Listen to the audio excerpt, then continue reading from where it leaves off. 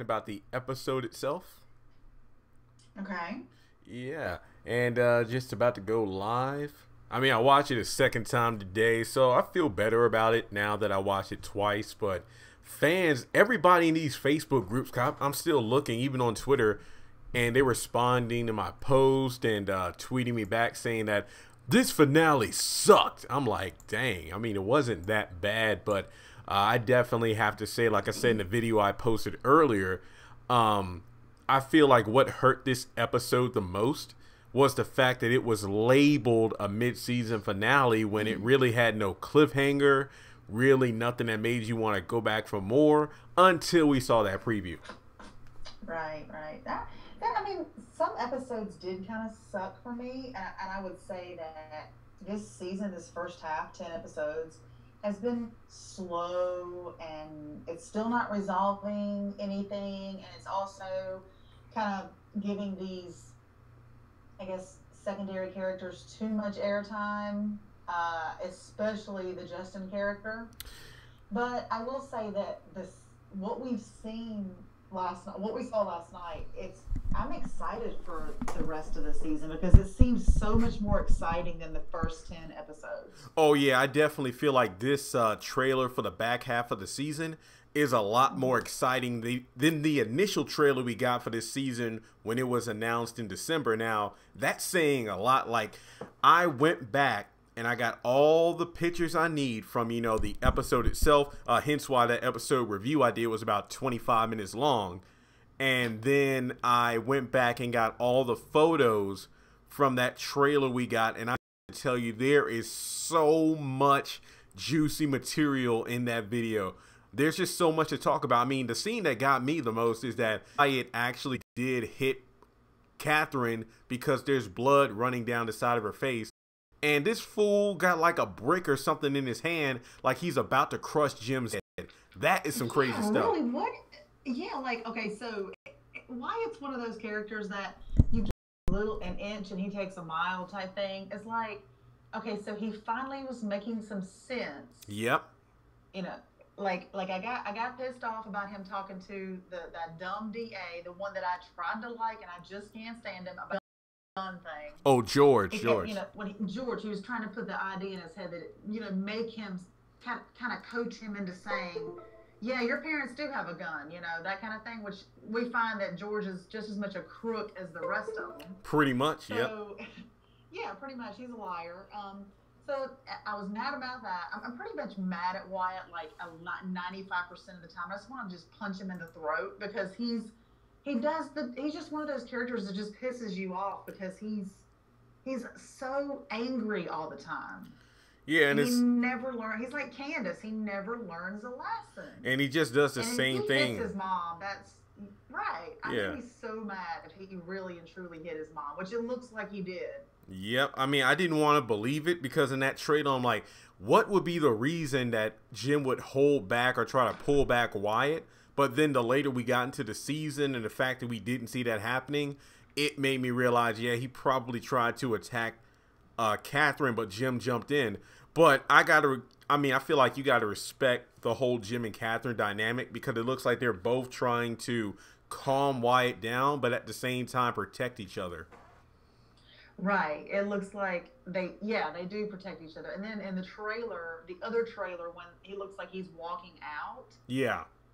They're protecting each other again, and they're working together as a team, which I hope this is kind of how it turns out to be. I really honestly don't think I can handle seeing Jim in bed with a hooker again. I'm so over that.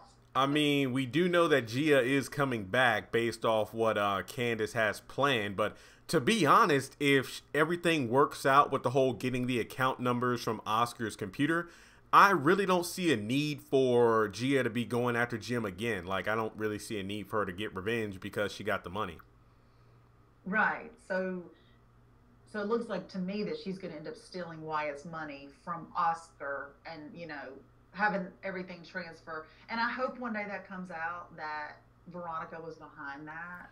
Oh, God, it will be just like Veronica setting up Wyatt to get raped in jail again. Right, right. And it's ridiculous because I'm thinking that all the money that Catherine put back into the account, like the $10 million, she's going to get that and Wyatt's inheritance. I mean, that's just my theory on that. You think Candace will get the 10 million plus the 9 million from Wyatt? Well, that's what I'm thinking because Rocky was taking all those photos on Oscar's computer, and I think Candace said it was all of Jim Cryer's account numbers and everything. So I imagine that Right. Oscar is going to get the transfer set up so the money from Wyatt's offshore account will be transferred into Jim's bank account. But with Candace having the account numbers, theoretically she can get both Wyatt's inheritance as well as the money that's in Jim Cryer's account. Now, if Catherine didn't put that $10 million back in there, then you could say, oh, well, she's just going to get what's left of Wyatt's inheritance and run off. But Jim, I mean, to be honest, it looks like she might get double what she got the first time, 7.4 million. She might get around 15 million at this point. I mean, because of 10 million in there now. And Wyatt, I forgot the exact number, but wasn't it like 5 or 7 million or something like that? That was his inheritance. It was 12 million. 12. And then remember, he spent 3 million on that apartment, that condo, and turns out his parents own the building. So remember, his dad was saying, calling him out on how stupid he was his money so far. He said, you paid $3 million for an apartment that was only worth like 700,000. Yep, and then of course, I think 2 million, and then he bought a car. Yeah, I mean, he was just blowing through that money like the cocaine. It was ridiculous. And so, yeah, I can imagine that maybe there will be about 7 or 8 million left, just throwing that number out there. So, yeah, Candace would be in for a huge payday that's unrightfully deserved. It just irks me that she keeps going on and on about you took my money when it wasn't hers to begin with. It's just ridiculous. Right. None of it was ever hers. Even going back to the red Corvette and the $100,000, everything that she has ever earned, she's stolen, and nothing is hers. Well, it's like, when is she finally going to be stopped? I mean, she is still out of control, still getting away with everything, and so is Veronica. Yeah, technically speaking, I'll let the $100,000 in red sports car slide because that was blackmail. So that was technically given to her as opposed to her actually stealing it. I mean, it's just, you got that going on. It's like Candace and Veronica are on that same bull crap.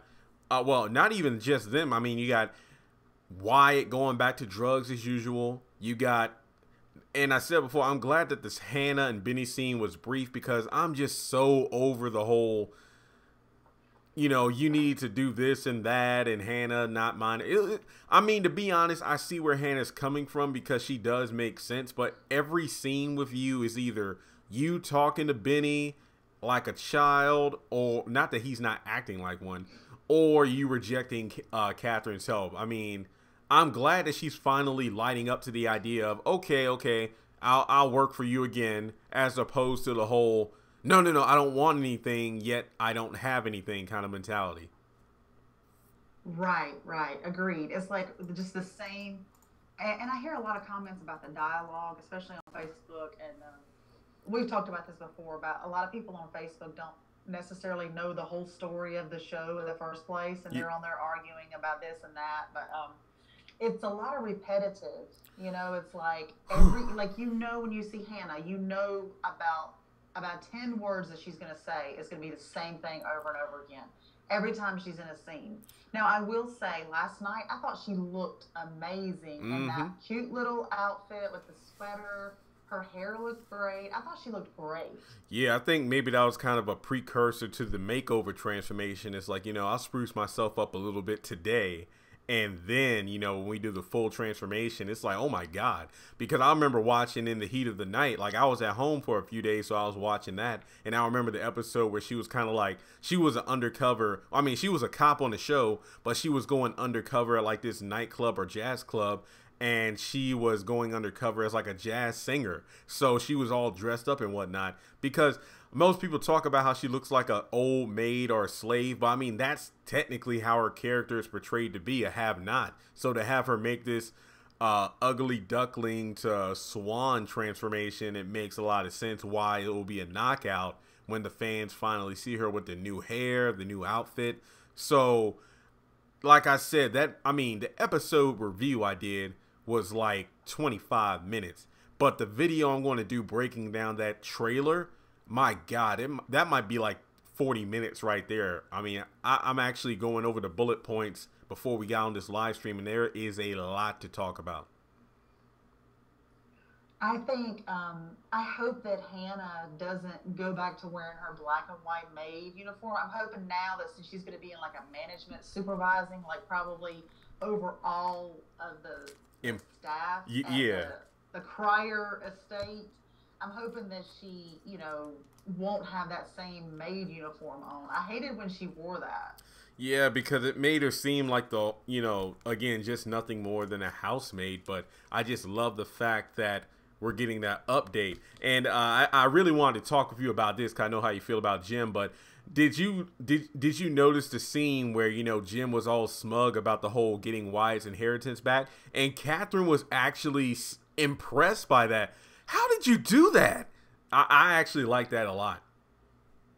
Right. It was like for one little glimpse, they were a married couple, which we've only seen a few little glimpses like that before. But it was like, like they were having a real conversation other than the bickering and the banter back and forth. Although the banter is really funny. No. And I enjoy it sometimes. Yep.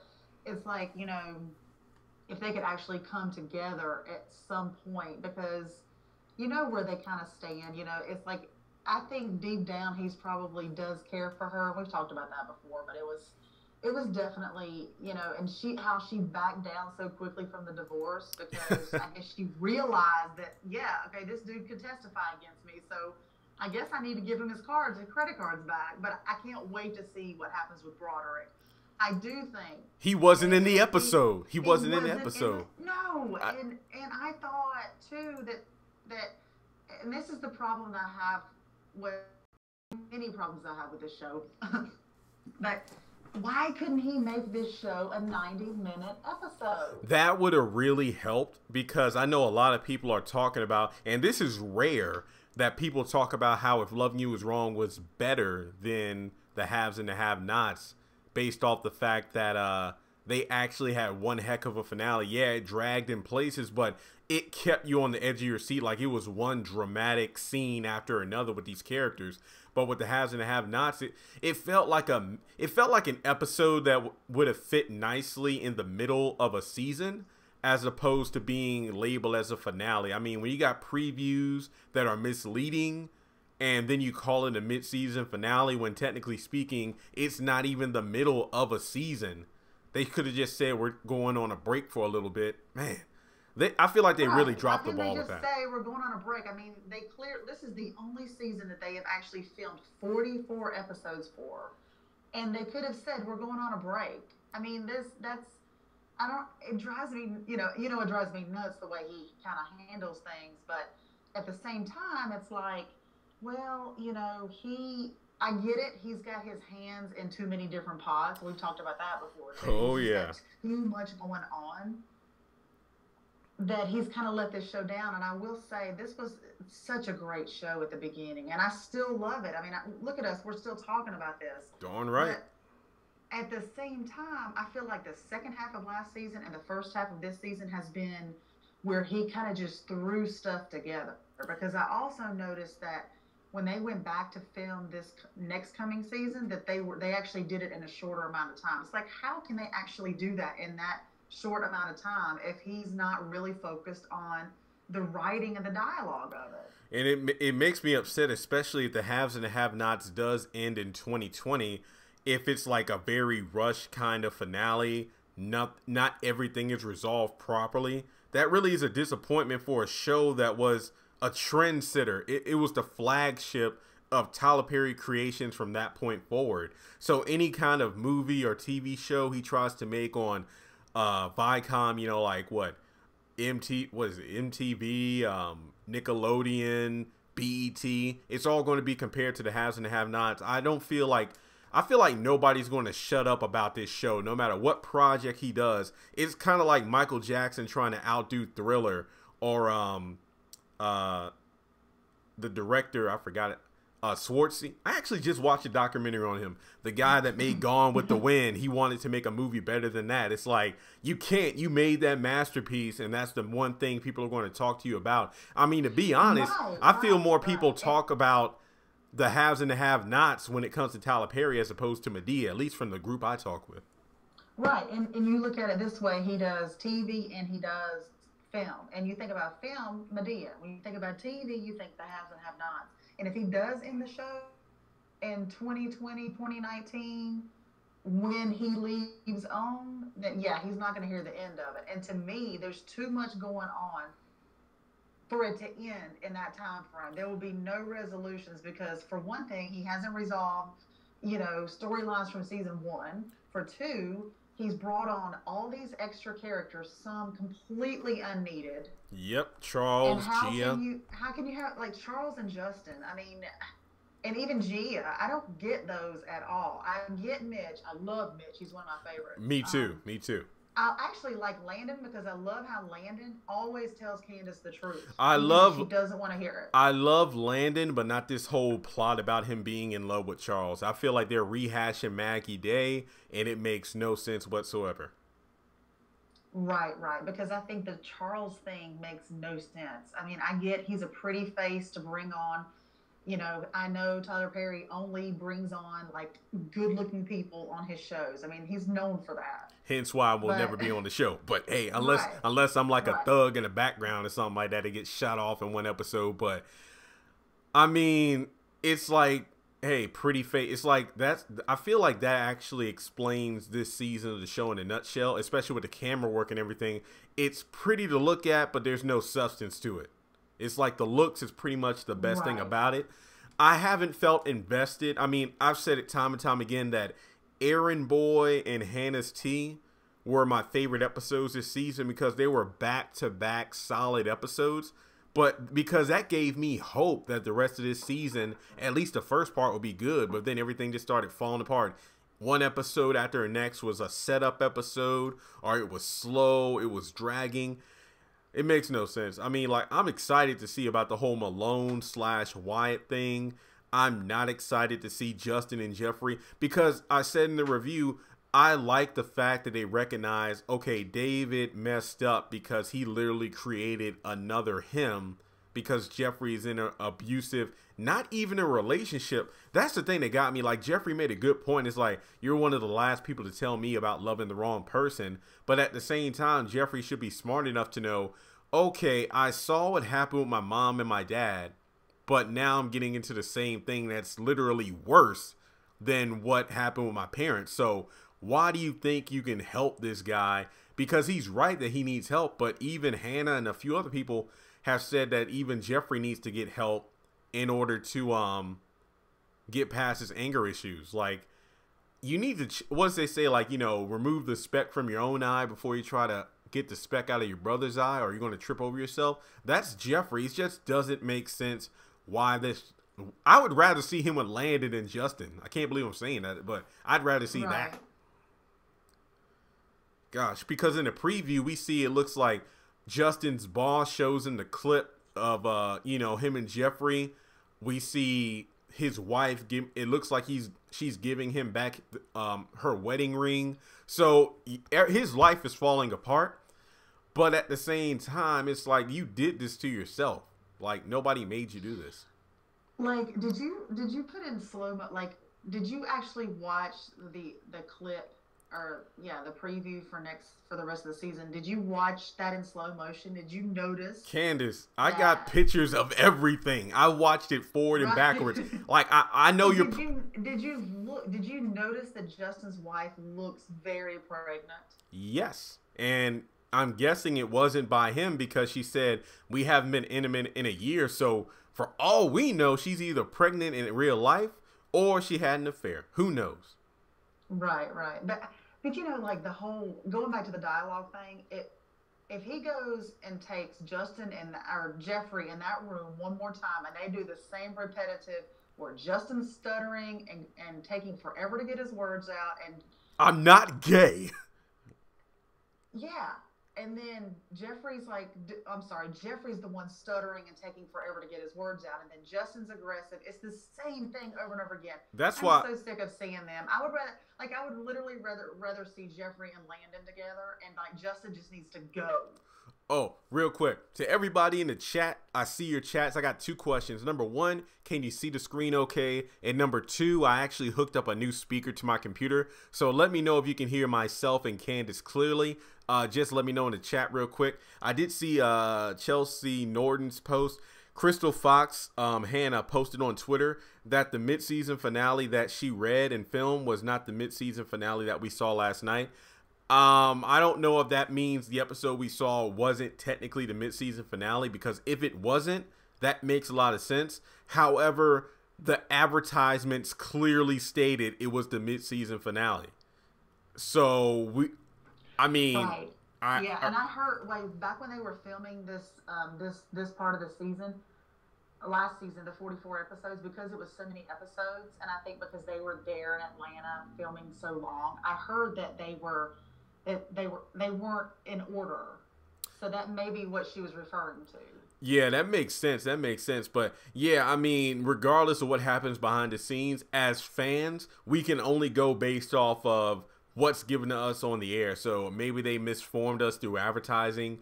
But I mean, that's why I don't really hate the episode like a lot of, I mean, justifiably so. I mean, for example, for those who watch superhero shows, year before last, what was that, 2016, when they did the 4-night crossover on the CW shows like Flash and whatnot, it wasn't really 4 nights. Supergirl only had a brief crossover moment, but that scene was repeated in the episode of the Flash, and people were pissed off. So people feel the same way about the haves and the have-nots last night. The biggest complaint I'm seeing, and I need to do a video on this itself, is what kind of cliffhanger was that? That wasn't a cliffhanger. We didn't even see what Veronica saw. Technically, I kind of didn't want to see what she saw, but I'm just saying.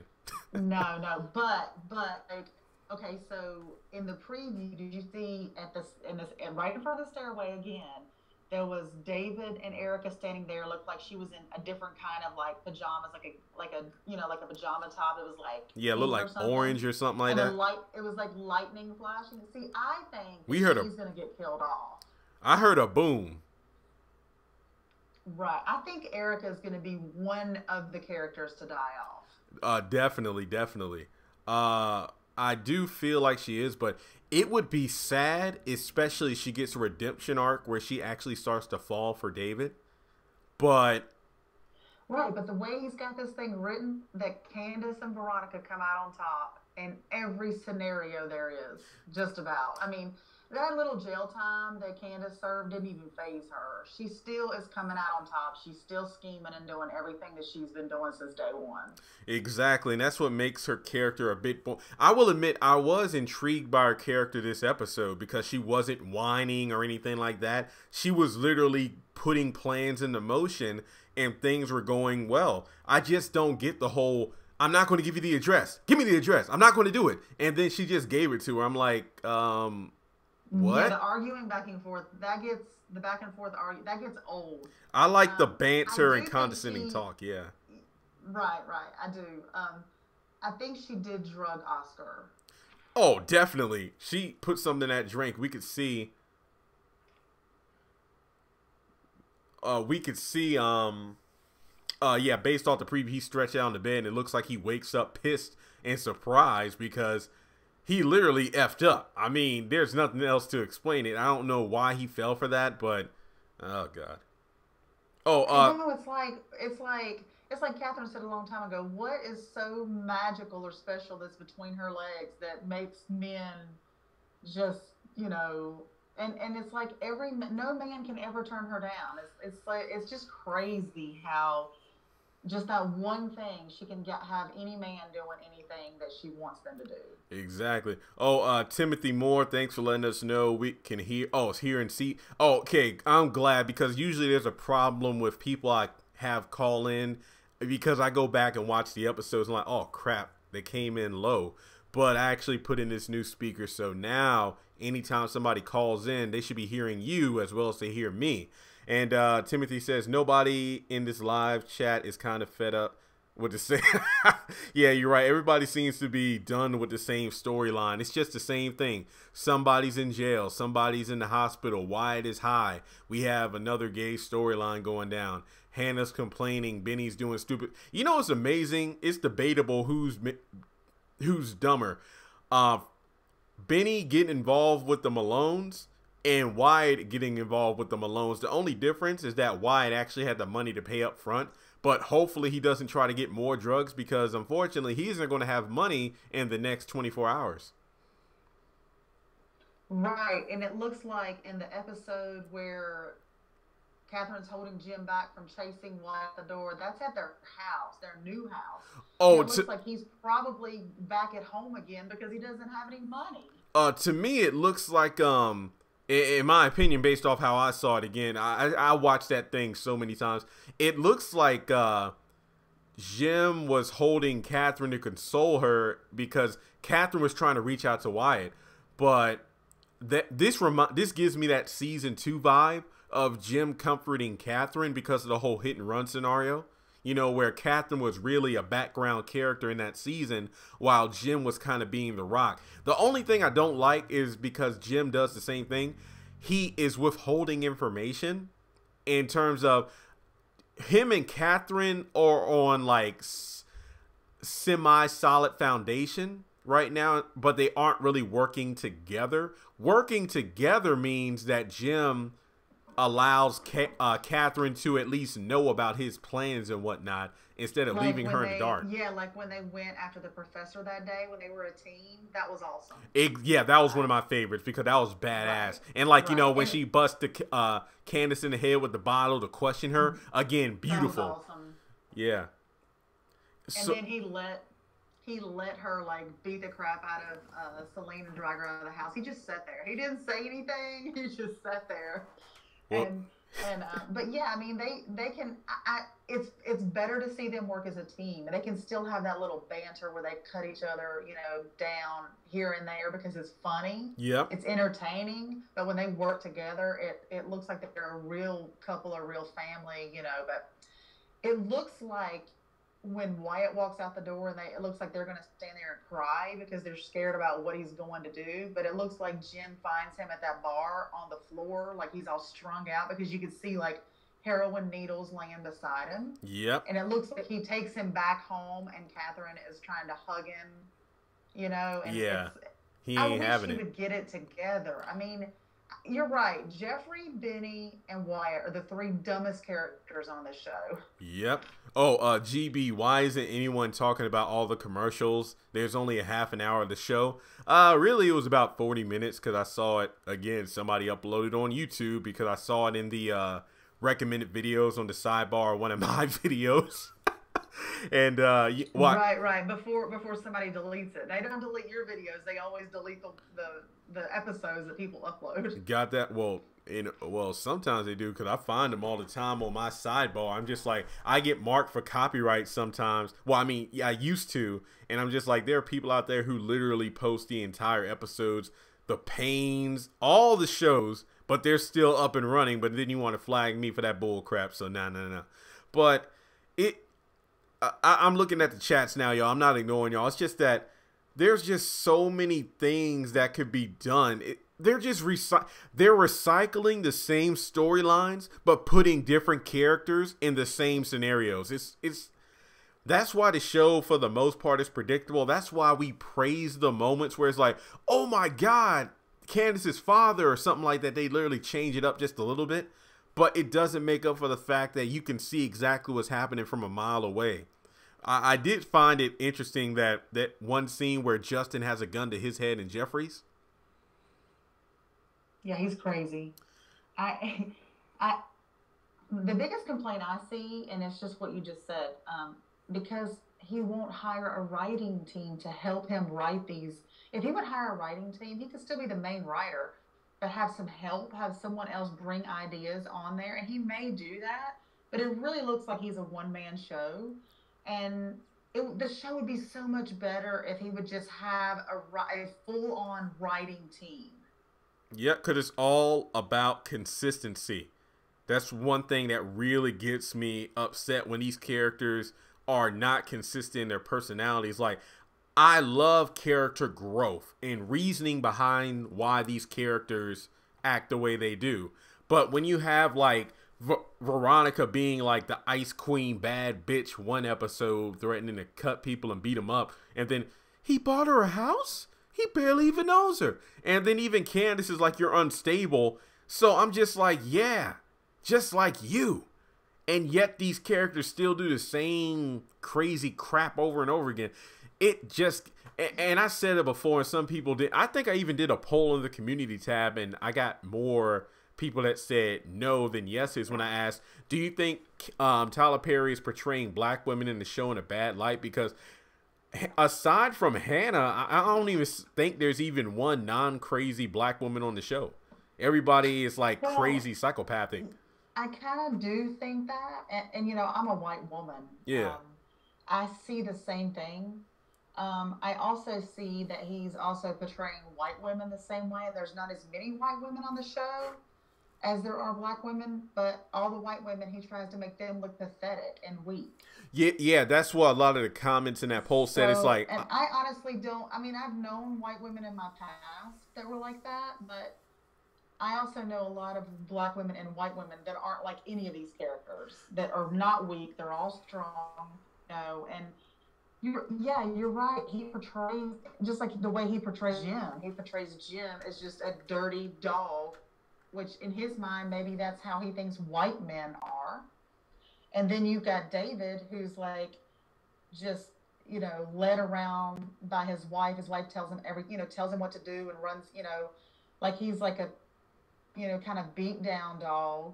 Pretty so much. Maybe that's how he looks at black men. And so, yeah, it's very stereotypical I think in his mind, for how the races are. But, yeah, I don't really, and that, I guess the thing too is, like, if you go back thinking about Celine, she was Hispanic. He kind of portrayed her that way as a maid, because I guess to him, that's how he looks at that too. But, or maybe he's just thinking about America as a whole. And how we're made and where we come from. Maybe that's part of it. I don't know, but you can never get into the mind of Tyler Perry. But the thing is, I feel like you just brought something up that I actually agree with a lot. The show has lost a lot of its relatability because of how unbelievable the plot lines are. Because during the first few seasons, you can actually pick out, it's like, I know somebody just like Hannah. I know somebody like Jim. But then it got to the point where everybody is crazy, and then the extremes are just way too high. So I felt like Tyler Perry lost us when these characters lost their relatability and their redemption. Because some of these characters, I mean, nobody is above redemption, but at this point, it's just like, I'm just tired of them doing the same thing. Because everybody seems to be insane because they're doing the same thing over and over again, expecting different results. Like Candace, she's getting this money again, but then she doesn't expect to lose it. Right. Like, yeah, there's no redeeming qualities in most of these characters. And it's like they never learn a lesson. They never move on. And see, he must think in his mind that the viewers just want the drama 24/7 of everything. But sometimes... And going back to a daytime soap opera, sometimes people just want to see a little bit of happiness with these people, and you never see happiness with any of them. Yeah, I definitely agree. And who said it? Timothy. And can for one time David be happy and his life turn out all right? I'm happy to see David happy, and instead it's more of a depressed David. I agree, because he finds some happiness in Erica, but then when the other shoe drops that it turns out she was scamming him the entire time, that man is going to be so broken. It's just ridiculous. Right. And then or she gets killed off before he finds out. Oh my God. Yeah. Because Veronica's so crazy. Yeah, exactly. And as Candace said, everything is going to fall apart. And those two teams, I do like these different, what's the word? Factions working, you know, like Catherine and Jim, Candace and Veronica. You got Oscar, you know, on the sidelines, you know, Mitch and Benny, all these different character groups. And Cassandra says, Dave will go back to Veronica and be happy in their new home. He bought her in a favorite neighborhood. he will go back no matter what he is saying right now. I definitely agree because there is love there. I don't care what anybody says. Same thing between Jim and Catherine, but some stuff needs to change. Definitely, like some guidelines and rules being set. Veronica going back into rehab, or at least quitting whatever habit she's on now. I feel like the big thing for me, if there was any way Veronica could show a gesture and get her husband back, is to release Jeffrey and show that she's accepted him. I feel like that's the one thing that she could do to get him back. Right, right. I don't know that she ever will, because Jeffrey is kind of screwed up because of the way that they, like, it's just like what David admitted to finally, which finally made sense. Just like the conversations that he and Jeffrey have had at the jail finally make sense. Finally, there are things coming out that should have been said 2 or 3 seasons ago. But yeah, I agree with you on that. Definitely. I would love to see, David's one of my favorite characters. I would love to see him happy, and hopefully in the end of the series, and I'm going back to my prediction that he and Catherine are going to end up together at the end of the series. I don't know that's happening, but hey, everybody has theories. Oh, Melrose. I don't know either, but since I told you that a long time ago that was my end of series prediction, I got to stick with it now. Oh yeah, there are plenty of things. Like I got a script coming up about how I want the series to end, you know, especially if it ends in 2020, you know, how I would like things to kind of wrap up. Melrose one says, I saw something somewhere that Tyler Perry had a writing team on the show in the beginning, but he fired them and is trying to do everything himself now. I don't know if that's true. Well, yeah, I don't really talk about that kind of stuff unless I have facts behind it, like an article or official source.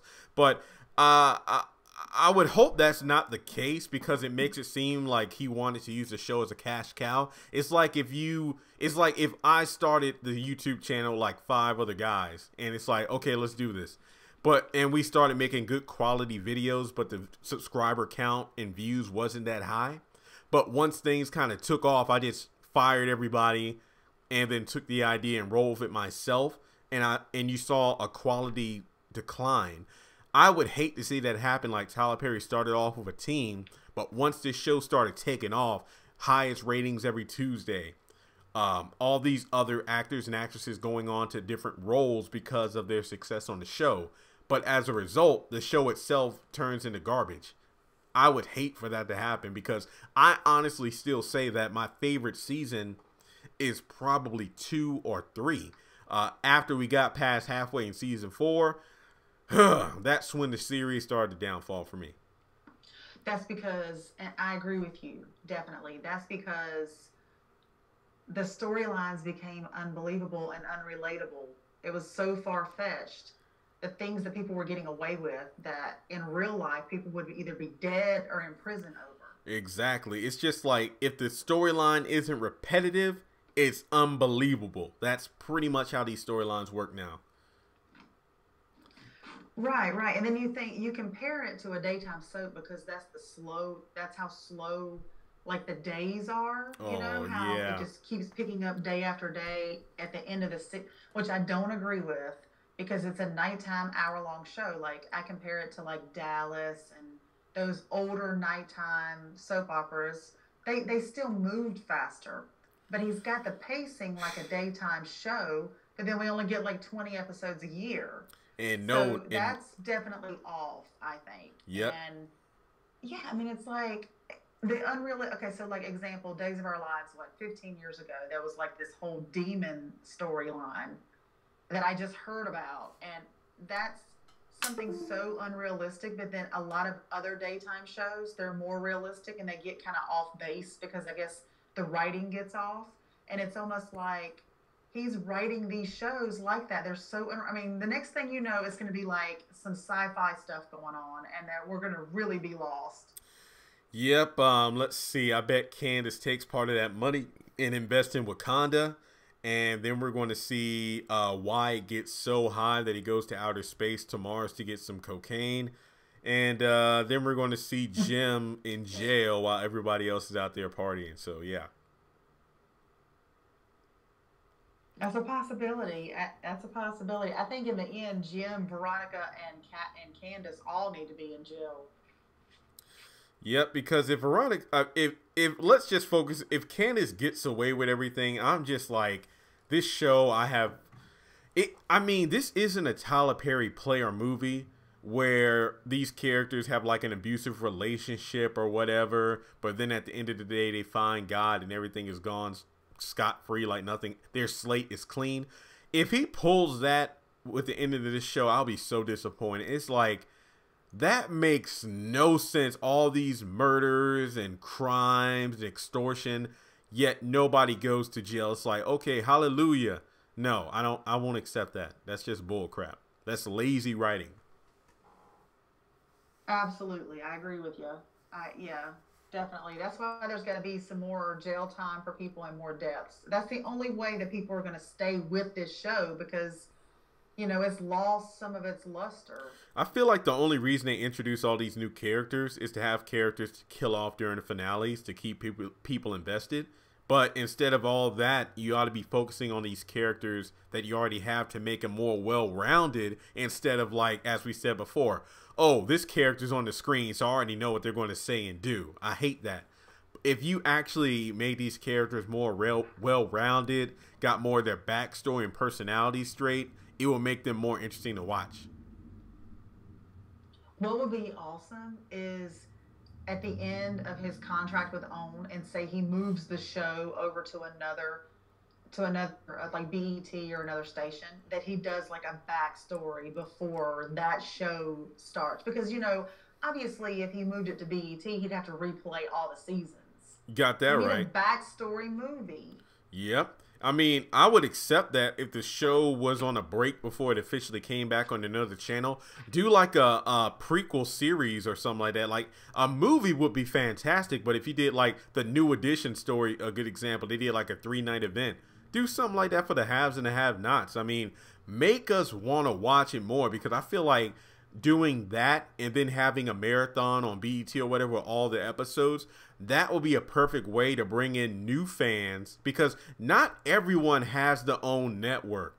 It's like going to McDonald's to get the value meal, and you got to buy the McFlurry separately. That's how the own I can, from mine, at least with the cable providers I talk to and internet services, OWN is not something that's in a basic cable package. It's something that you need to upgrade for. So I bet money. I bet money if he actually moved the haves and the have-nots, or even if Loving You Is Wrong to like BET, a lot more. There'll be a lot more new people coming to watch the show. Right. And I think definitely, because I think that's why there's so many more commercials too. Because I know people fuss about the commercials all the time, and I think a couple of people mentioned it on this feed, that why aren't we talking about the commercials? Yeah, it's probably because that's not a big network. Yeah, it's something that I'm just accustomed to at this point. It's just, yeah, there are plenty of commercials. Whoop, they freaking do. I mean, like, there's still no excuse, man. One scene of Candace and Jeffrey going back and forth, and then we're gonna have 6 minutes of commercials. Yeah, a lot of fans don't even watch the episode when it airs, and I don't blame them, because if you're not like a regular fan or whatnot, like, I'm not saying you're not a super fan if you don't watch a show when it airs, because we live in a day and age where it's like a meh, like there's rarely a time or any kind of program where it's like, oh my God, I have to watch it when it comes on TV. Now it's like, oh, I'll just watch it tonight or I'll watch it tomorrow, because it's the convenience factor of watching it online.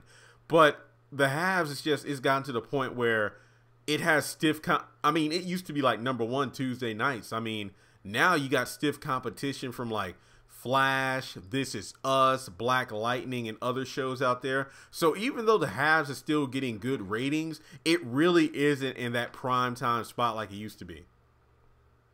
Right, I agree with you there. And it's like, I think that's probably, I think that when you just record it and don't watch it, it doesn't count as the viewership. So it's not in those numbers where, you know how most Tuesday nights it's like 3 million people watch it or something like that. Oh yeah, it ain't like that no more. But only if you watch it live does that count in the viewership. It doesn't count if you record it and watch it later. And then the bootleg of people who actually post it online so you can watch it. I mean, I ain't gonna lie, I do that sometimes. I don't post, but I'll watch it, because if I'm editing a video and I see it in my sidebar, it's like, Let me rewatch part of this episode to see if I get a video idea. I mean, hey, whatever.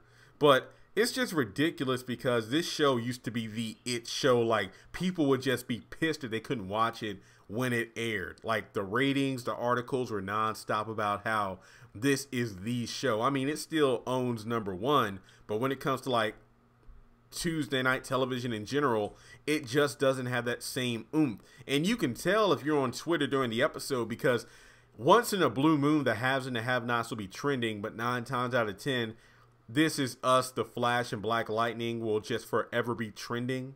And their shows are so big that even like characters from the show will be trending.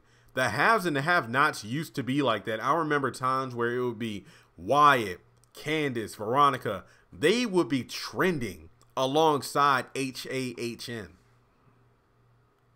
Right.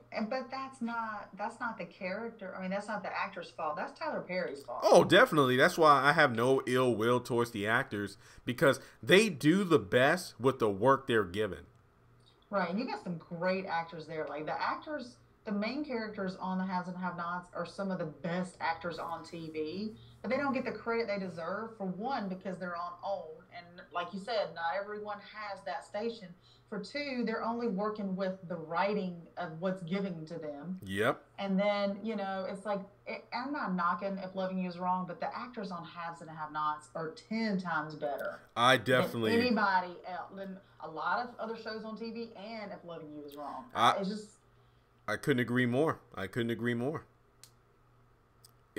yeah, you got big names, Crystal Fox and John Schneider. They were already well-known actors beforehand. And then you got, I think some of them aren't great, but they've grown on me.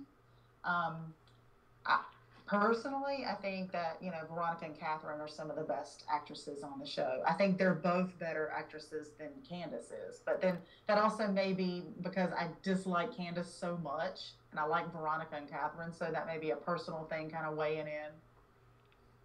Yeah, because these actors and actresses, if you go back to the earlier seasons, I think you appreciate them more, because when you see that they're just repeating the same dialogue over and over again, you kind of lose their oomph. I mean, because even though they're doing fantastic at the job, they just get boring to watch, because it's like, especially Benny, my God. Yeah, for me, I know Benny annoys you more, but for me, it's Jeffrey. It's always been Jeffrey. Always irritated. Yeah, Jeffrey, yes. He's the most annoying, because that's why I actually loved Wyatt during the first part of the episode, because he's like, bro, he just came in here and he busted my house twice, and you're just saying that nothing's going on? What the hell? Like, I couldn't agree more. And then a few episodes ago where David's like, damn it, Jeffrey, tell me the truth, because you just hold information back. I love that. Right. When Wyatt's not high and not out to get his parents or just to hurt his parents, he makes a lot of sense. He's got common sense. He just makes bad decisions.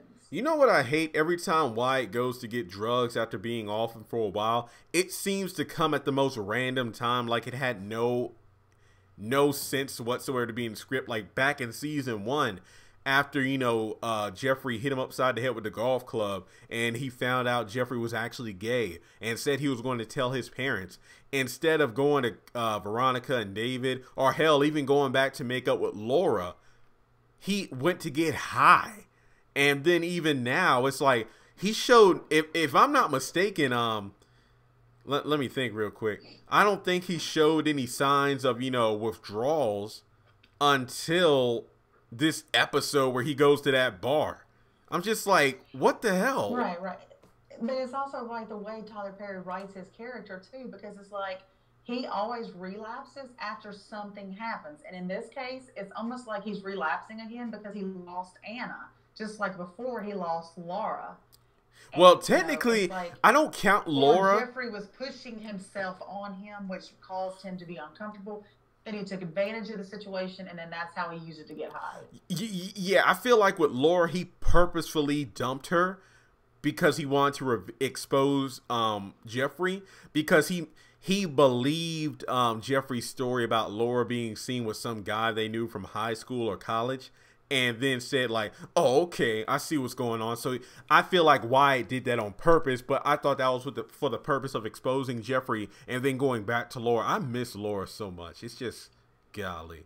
So Yeah, and I liked Anna, and then she's gone. Like, just there's like no goodbyes. She just disappeared. He yeah, just wrote her off. I feel like That's annoying, isn't it? yeah, I mean, the fact she's pregnant in real life, I follow her on Instagram and Twitter. So, okay, that makes sense. But at the same time, it's sad because it's like, are you really just purposely giving us a trigger for Wyatt to get high again to expand the story? That would really piss me off. I think he was. I really do. Because now I think he just did all of that just to give Wyatt, like you said, an excuse. And then now he's going to get mixed up with the Malones. And now his parents are going to have to get him out of it again. Oh, God. Yep. The same damn story every time. It's just like this show used to be like the show. I mean, I still love it, but it's definitely lost some of its steam as the seasons went on. That's because he's writing too many other shows. Yeah, and like I did in a live stream before, I saw the article where he actually turned in the script to Viacom for like a movie or something recently, and I'm just like, that explains why he isn't doing much on. I remember there were times where he would be on vacation and do an Instagram or Twitter or whatever. It's like he's sitting out on the beach and it's like, yep, I'm writing the script for the new season. It's going to be crazy. Now it's just like, oh yeah, you don't see that anymore. Just darn right. It's kind of like, oh, it's kind of like a student that during their finals, like, I got like an 8-page essay. I'll just write some fluff and turn it in for a grade. I don't even care what the grade is, as long as I pass. Right, and you can see it in the actors that he's not spending the time on the show like he used to. And it's so disappointing because it's like we both said before, this show put OWN on the map, and it actually helped his career as well in the TV world. Because you know, the Madea movies, they're not all that great either. We've talked about that before too. Oh God, yeah, they man. Oh, who is it? Hell, David was on Twitter saying that the editing was different than what was supposed to happen at the end of this episode. I'll go back and read through the tweets, but yeah, something was definitely off. Like, this episode didn't really bother me because I went in with the expectation that it wasn't going to be much to begin with because it was only episode 10. But it actually, again, this is why we need DVDs and all for like deleted scenes, behind the scenes interviews, because I really appreciate that stuff. It would make me appreciate episodes I don't really like if I knew why that episode wasn't that good. Because oh, hang on, Cassandra, Tyler has stated that he is ending both shows on OWN and start new shows on BET. Those 3 shows were for OWN viewers, and also Too Close to Home was on TLC, and then that got canceled. And yeah, I remember when that Viacom article first came out, and it said that when the haves and the have-nots and If Loving You Is Wrong goes into TV heaven or syndication, meaning that it will be repeated, I feel like the shows will be ending unless fans like us demand a continuation. But to be honest, I don't want any kind of revival of the show too soon. Let's let him make these new shows and see how well they do. If they don't do well, I can definitely see the haves and the have-nots returning. I don't see how it could ever be as big as this show was. The hype on the beginning of it, the starting, the Oprah's involvement, you know, it. Well, I feel like it was more Tyler on the map. I just don't feel like it would ever be as good. Anything that he makes beyond this would never be what this show was in the first 3 seasons. I mean, to be honest, you know, Oprah's involvement, I feel like really that was just Tyler Perry, because Tyler Perry was what even though it's the OWN network, I think we can all agree that Tyler Perry was the one that put OWN on the map. But I feel like with any project he does on these other major networks, they'll probably get more views and stuff because, well, number one, OWN is, for a lack of a better phrase, a black network for the most part. Secondly, we already discussed the fact that OWN isn't available to everyone. It's like an exclusive channel. So I feel like if Tyler Perry goes mainstream with his material, then the ratings would be higher. Even if the shows aren't as good, which I doubt they will be, I don't want to wish ill will on stuff that, you know, I feel like maybe he's gotten tired of these shows and he's putting more energy into his new projects. So when these new shows come out, they'll have that same energy and quality that the haves and the have-nots had when it first came out. But it's kind of, here's a good analogy. It's like Um, let's imagine that Tyler Perry invented like a delicious hamburger, and it was called the Whopper, and he sold this burger at like what do you call those things, like in like these hole in the wall burger joints like in small towns. They were doing decent, business was coming in, but not really enough to blow it up. Then he goes to Burger King, which is pretty much everywhere. He sells the Whopper there, and then everybody knows its name and eats it. That's a good analogy of OWN being that hole-in-the-wall restaurant compared to a major food chain like Burger King. So I really do think any project Tyler Perry does will blow up on these networks. But when it comes down to OWN, that's why it really isn't like, I feel like the haves and the have-nots in terms of numbers probably isn't as good as House of Pain, because House of Pain was on TBS. Would have held its own had it been on a different network than OWN. And see, that another thing I was going to point out is, like you said, I mentioned Oprah, and I'm not saying she used him, but he is the reason that her channel is successful. And then all of a sudden she starts making her own shows. She's pushing her agenda and her shows. It's like, to hell with his, because she's kind of pushing her own stuff. And Greenleaf is a good show, but she is pushing her stuff now. And it's like everybody's forgetting about the one single show that put all of these people on the map in the TV world and kept that channel going. Yeah, I don't want to say credit where credit is due. I don't want to say I disagree, because you actually made some good points. But as far as I know, because again, unlike the whole Monique boycotting Netflix and exposing, that bad deal, we haven't really seen a public dispute between Tyler Perry and Oprah. So, at least in my mind, because I haven't really seen anything otherwise, I feel like they're definitely good friends, and it was an agreement that, hey, Tyler, I'm starting up this new channel, so can you help me out? Because you can make a whole lot of your own content and whatnot to get the channel going. So it was almost like, Tyler Perry did a favor. So in my opinion, because based off what little I do know, which is pretty much nothing, I feel like Tyler Perry extended a hand. Is like, look, I'll help you out for a couple of years, and then I'll move on to a bigger network. But I feel like we can both agree that the haves and the have-nots is most likely the reason he got this deal with Viacom to begin with, because they noticed that, hey, this guy does more than wear a dress and a wig. He can actually make television shows that blow up on, if he can make a show that blows up on a network like OWN, then imagine what he could do on our networks. So I feel like it was more like, hey, I scratch your back, Oprah, you scratch mine with letting me put out this content. But hey, I'm leaving soon. It's kind of like, you work in a company where you tell your supervisor, hey, I'm leaving soon, but I'll stay long enough for you to find somebody to replace me. So I feel like that's why Greenleaf and Queen Sugar came out, so they can actually have some shows once Tyler Perry leaves that people will want to tune in to see. But to be honest, aside from them two shows, I don't think there's any other show on OWN that really makes me want to say, hey, I want to watch this episode this week. I don't really think so. So I don't know. Right. And it with the haves and the have-nots, with the viewership and the 3 and 4 and 5 million people watching it every week, especially early on.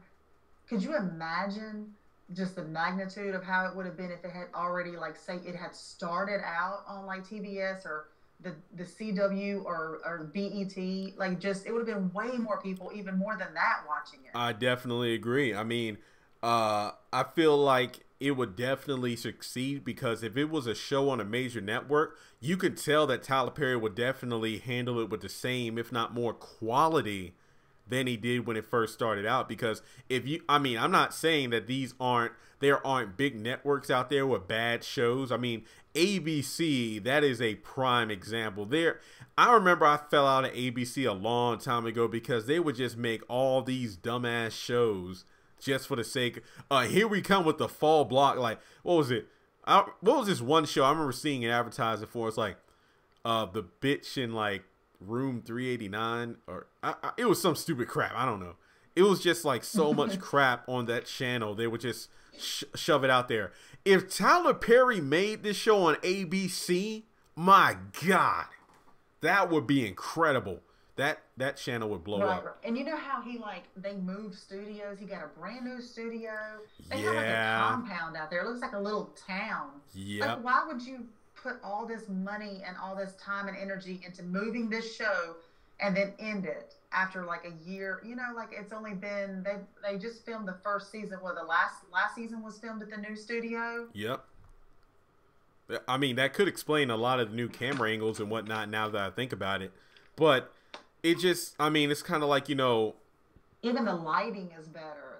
The lighting is better. The clothes that the characters are wearing are amazing. Hell, it looks like a movie every time I watch it, to be honest. But it doesn't really have a story that makes me engaged. I mean, if anything, I'm just, you know, reviewing it, but then trying to make whatever sense of whatever previews we get. And that's why I'm really reluctant to do like, hey, let me break down the preview for next week's episode, because I think I stopped doing that like during episode 5 or 6, because it got to the point where I was reviewing nothing, because I would do a review on a preview, but then a lot of the best scenes of the preview weren't even in the episode.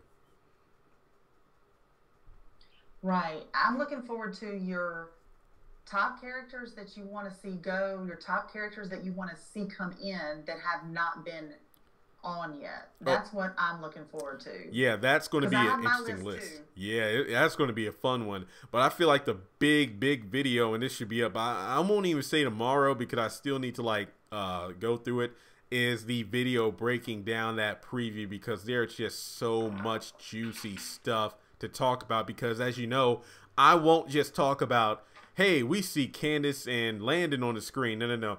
I'll talk about it, do a theory, and then sometimes I might actually bring up old photos. It's like, look, now if you remember from like 30 episodes ago. But man, it's just, this episode to me wasn't that bad, but it wasn't great. I can definitely see where some of the editing would have been different. Like they definitely aired the episode different from how they shot it. And that's very interesting if characters from the show are pointing this out, because I can't remember a time where they had to be vocal about it, because maybe it's because there was so much backlash on social media from it that they felt like, okay, we have to defend ourselves, because a lot of fans are ticked. I can't remember. I don't even think that during the opening seasons there were this many angry fans. Right, and he needs to listen to his fans, because that's who watches these shows. Yep, because he needs to listen to his fans. He needs to take our advice and just fix this, change this, because we're loyal fans. We don't want to see this show go anywhere anytime soon. We want it to continue. Yeah, it's a soap opera format. It could continue for years to come. Yeah, I mean, there's a difference between just being a keyboard hater, you know, just those people who troll and whatnot, and then the difference between being dedicated fans who care about this show enough to be vocal about the look. We love the show, but man, you gotta shape up in some areas. Like I saw that video where it was kind of like a have and a have not advertisement for that new movie has Acrimony, and it was kind of like, you know, a have and have not paddles. It's like somebody's like, have you ever threw a brick through somebody's car? I have not. Have you ever checked the phone of an ex? No, I have not. And it's like, have you ever responded to your haters on social media? It's like, I have not. I don't have time for those bitches. I'm like, okay, yeah. Well, I mean, that makes sense. Like, you know, trolls, like there's no need to entertain them, because if you reply to them on Twitter, that just gives them steam and more followers. But for people who actually have legitimate complaints, that's a difference. Especially there's a good number of people who are calling you out for like presenting this as a finale when it wasn't. Slow plot, characters that don't make sense. I don't know. I mean, this show, I would love to see it go on, but I would rather have it end in 2020 if it continues, but with the same level of quality that it has now. That's just my opinion. Right. But, you know, we would watch it regardless. We're in this. It's like you're in it, you know. It's kind of... the whole expression, you're in it to win it, you know, because I feel like you're invested in it. You can't like drop it because you've invested part of your, you know, the last 5 years of your life in watching this show. To be blunt, it is kind of sad to use this analogy. We literally are we're the Justin, and the show is Jeffrey's like, I gave up everything for you. So that's literally how I feel about the show. You could compare us to Justin. Yeah, in that state of mind, because I mean, the blogs, the tweets, the channel. I mean, because to be honest, I could move on to something else if I wanted to, but at this point, I don't really see a need to, because I just invested so much. I mean, I'm not going to lie. I'm going to be honest. There have been times where I get on here and do videos and I have not watched the episode because my predictions are on point, because people will let me know what you said was true. Like, I want to be honest here. There have been times this season where I have not watched the episode, but I have done live streams and videos, but it turns out I was 100% right. And I'm just like these fans where, like I see comments on people's posts in these groups. It's like, wait, did I miss anything last night? I got it recorded. And it's like, no, ain't no need to rush in to see it. It's like the same thing over and over again. So just watch in your leisure. That's so sad, because it was so, like, you were glued to the TV. Like, you literally, like, I would literally not even get up on the commercials because I would be afraid I wouldn't get back in time. And I was so afraid I was going to miss something. And then I would still record it. That's how addicted I was to it. And now it's just like, I'll watch it. I mean, if I'm home, I'm home. If not, I'll just watch the recording the next night. Yep. I mean, like, when I got up this morning, like, I watched Black Lightning and Flash, and then I watched The Haves and the Have-Nots a second time because, again, just Black Lightning is just a godsend. That show is amazing. It's on like 7 episodes in, but the storyline, the character development, it's just so well done. And then this show, this is sad because Supergirl, especially last season, season 2, there's a difference between watching a show as a priority or then watching as a chore. I'm not going to lie. There have been episodes this season of The Haves and the Have-Nots where it felt like a chore to watch. I'm like, ugh, well, in order to do this video, I got to watch this episode. My God. Like, I can't tell you. I feel like I rolled my eyes at the screen more than Benny has watching some of these episodes. Right. Well, again, that's not the characters or the actor's fault. That's Tyler Perry's fault. Yep. I mean, literally, I'm not hating on these actors. I love these actors, and it's gonna be, if the show does end, it'll be so sad not to see them every Tuesday. I want to see them all doing something else that I can follow them through. Follow and watch with them. Oh, yeah, I agree. It's like, I'll be sad not to see them every week, but I'll be happy to see them in other projects where they can actually shine. Right. I don't know. Do you know of any other projects going on? I mean, I know that I have noticed that a lot of the actors don't do the interviews that they used to do. Yeah, because they're busy doing other projects, promoting other shows and movies. Yeah. So, yeah, I don't know I know that Jim, I know he's got his own studio, so he's really busy with that, but I don't really know anything. I know that David and Wyatt have both been doing like guest roles on like Hawaii Five-0 and some other shows, nighttime dramas.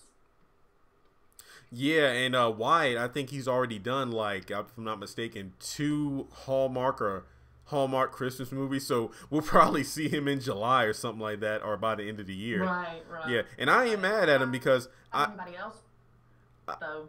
I know that Crystal Fox was in like a play or Broadway or something. I know she was in it like a year or so ago, but yeah, I agree. It's just there used to be a spark in my eye whenever I was like, oh my God, it's like I gotta stop what I'm doing and watch the episode. I haven't had that feeling in a while. Like, the show isn't a priority for me anymore, even though it's what I do for a living in terms of like reviewing it, but it just doesn't have that same level of oomph.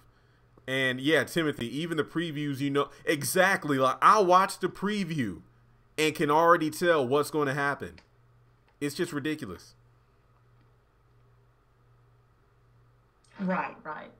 I'm still really excited though about May 1st. I'm ready to see. The rest of the season looks really good though. Yeah, so I'm holding out hope. Yeah, you could say what you want about the episode, but that 2 things Tyler Perry did right, giving us that bomb preview and then saying May the 1st. So I am so pumped about that. I'm seeing a lot of conversations about who killed Amanda again. That is still coming up, and I don't want to talk about that anymore. At least for right now. I'm just. People would even think. I cannot believe people would even think that Catherine killed Amanda. I actually am not against that theory. Because I remember my mom was saying back when that episode aired that you look at how Catherine's laying in the bed, it isn't unbelievable that she would have a gun under her pillow because she knew that Amanda was not saying that she had a gun. But to people saying that it was Jim, no, it was not, for the love of God, because how can you say it was Jim when Amanda was running around the house and Jim was clearly not in the bed with Catherine?